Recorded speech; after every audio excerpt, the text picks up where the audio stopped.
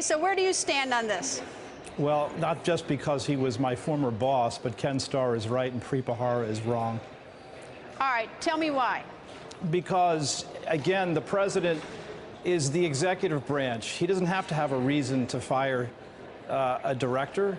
And with regard to the Mike Flynn investigation, his hopes and intimations about what he would like to have happen, if that's accurately recorded by Jim Comey, that doesn't constitute obstruction of justice because there would be no way, based upon that evidence, to prove corrupt intent. So, all this circus is politically interesting, but it doesn't add up to a case that you could bring before a jury beyond a reasonable doubt. And in any event, it's a sideshow because the sitting president is not going to be charged.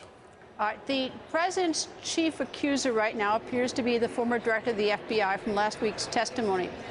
The fact that the special counsel is someone who's had a close working relationship with him, and perhaps, I only say perhaps, is a very small town, prosecutors sort of stick together in this town, defense lawyers stick together. If they have any sort of social relationship, would that be a reason that that President Trump would consider dismissing Robert Mueller or not?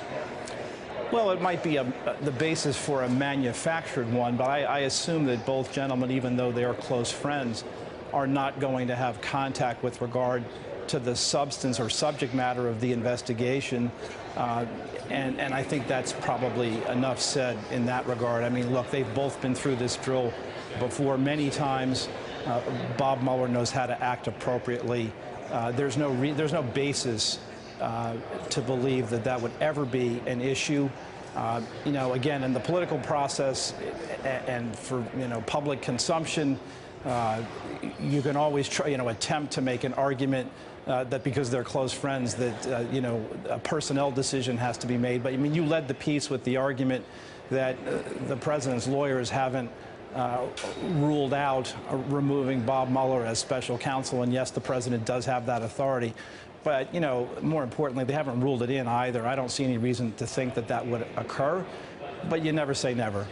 There's a very different world between the legal world and the political world, isn't there, as we look at these investigations? Of course, but, in that distinction, that's everything. And although it may be somewhat difficult for for everyone always to grasp the distinction, we're in a political process first and foremost. I mean, it seems to me that Bob Mueller's charge is to try to get through this investigation and get to the bottom of this as promptly and as responsibly as he can, and ideally within the period of the next 18 months, because, why? Most importantly, because that's in the public's interest and the country's interest.